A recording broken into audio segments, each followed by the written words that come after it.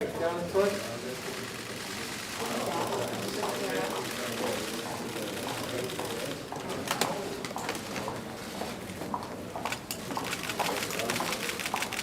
morning.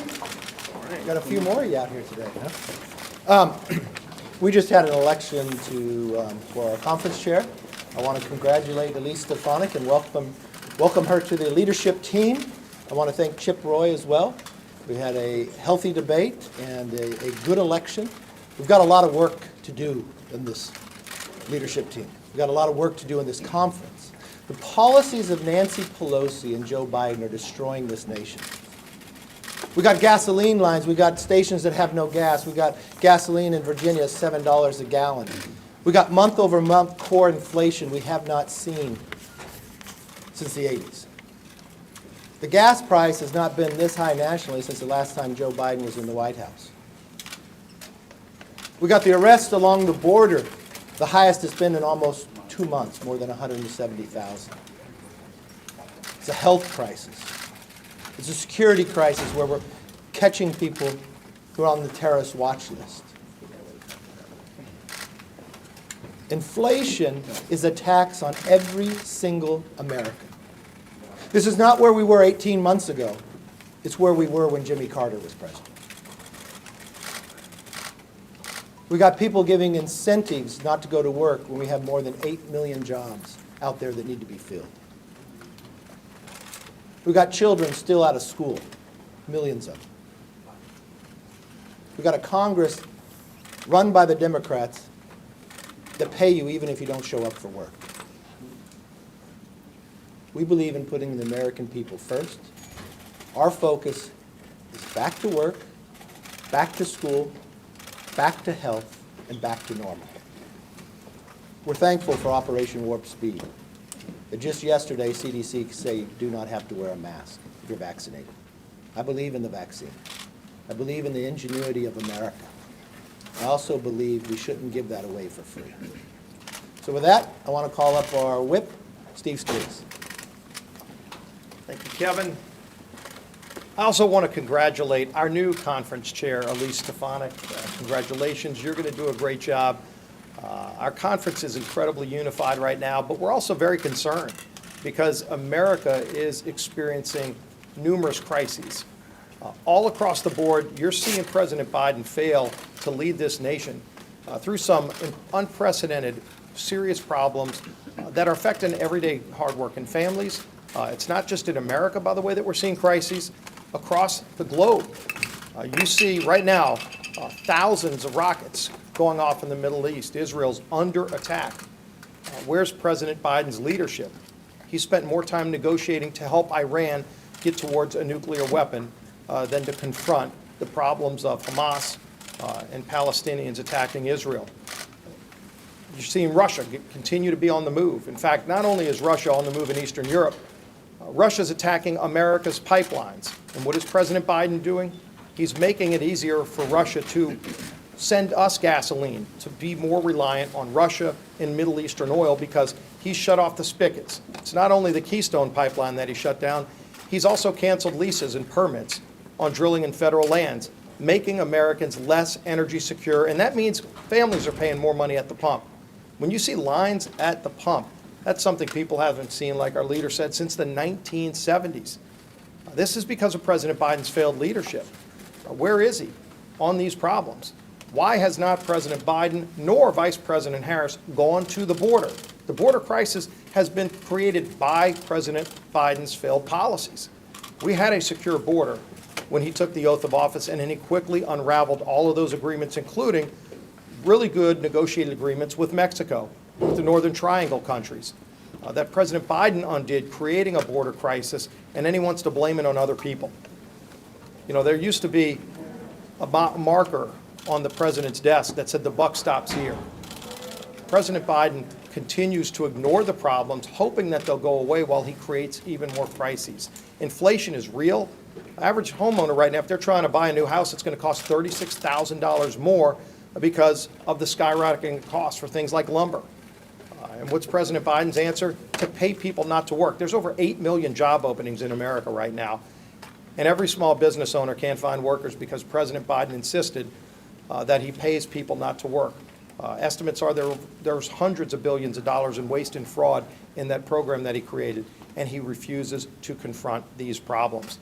These are problems that we're going to confront as House Republicans. House Republicans are very unified in confronting the challenges facing this country. We're going to work on those problems every single day in an even more united way. That's why we're proud that Elise got elected today. Now I want to bring up our conference vice chair, also from the state of Louisiana, Mike Johnson. Thanks, Steve. And on behalf of the conference, I'm delighted to be the first, I think, to publicly, at least in a broad setting, congratulate Elise Stefanik on her election as our newest Republican conference chair. This is a critical season for us, an important time for the country, as has been said. All these great challenges that have just been articulated here and that all the American people know, we have an important job to do. Elise did a great job over the last several days, extraordinary job, reaching out to every member of the conference, presenting a vision for unified leadership. She committed to work with everyone from all across the country in our conference with all their talent and perspectives to bring to bear for this important task ahead of us. So we are excited. As Steve said, we are unified. There is a great feeling coming out of that auditorium today, and we are ready to face this challenge to present this vision, to get our message to the American people, and to take back the House in 2022. So without further ado, let me just introduce you to our new Republican Conference Chair, Elise Stefanik of New York. Great. Thanks, Mike. Well, first, I wanted to thank my colleagues for the opportunity to serve as the House Republican Conference Chair. I have prioritized listening to all members of our Republican Conference, and my focus is on unity because that's what the American people and that's what our voters deserve.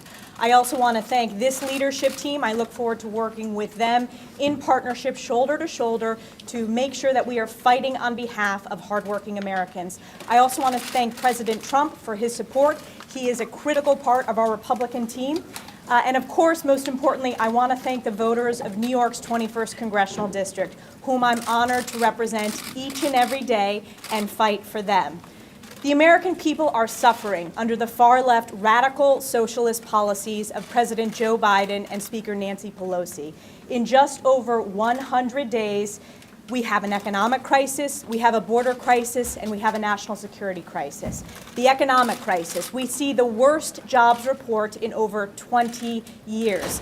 Unemployment is up, small businesses are struggling to hire workers, and Speaker Pelosi and Joe Biden's solution to that is to pay people to stay out of work rather than incentivizing people to get back to work. As Republicans, we are fighting to reopen the economy, to create jobs. We are fighting against the trillions of dollars of tax increases and the trillions of dollars of reckless spending. The border crisis. This is not only a national security and homeland security crisis, this is a humanitarian crisis. We see historic concerning numbers when it comes to human trafficking on the border, when it comes to drug trafficking on the border. Every single state in this nation is a border state and feels that impact. At home in my district, the northern border is being impacted because Border Patrol officers are being transferred from the northern border to the southern border. Republicans stand for border security. And of course, the national security crisis. We are seeing our strongest ally, Israel, under attack, and we have seen Joe Biden and Nancy Pelosi not step up to stand by and support Israel and prioritize outreach to adversaries like China and Iran. So I'm very excited for this opportunity. We are unified, working as one team, and the American people know that the stakes are incredibly high. We are going to fight for them each and every day against the destructive, radical, far-left socialist agenda of President Joe Biden and Nancy Pelosi that's destroying America. And I'll go to the first question from the New York Post. Julie. So you kind of came under fire from some conservatives that were concerned about your record. Are you concerned about, I know unifying your message, but given those criticisms going into your the vote, I guess how do you kind of overcome that? Listen, the Republican Party is a Big Ten party, and my district is the story of the growth of the Republican Party. My district voted for President Obama by double digits, and it voted for President Trump and myself by double digits. We have worked to grow the Republican Party, and Nancy Pelosi has her slimmest majority majority in a generation. We are going on offense and are going to win back the majority in 2022. This is about being unified. I'm a proud conservative Republican, and I will fight for the Republican But conference. how can you be unified? Scott. How can you, Is President Trump the leader of the Republican Party? I believe that voters determine the leader of the Republican Party, and President Trump is the leader that they look to. I support President Trump. Voters support President Trump. He is an important voice in our Republican Party, and we look forward to working with but him. how can you be unified so long as you have some members who support the former president and some who don't? We are unified, and I look to the voters across America. Republican voters are unified in their support and their desire to work with President Trump, and we are unified as Republicans. As I said, this is the slimmest majority that Nancy Pelosi has in a generation. We picked up a number of seats, defied expectations.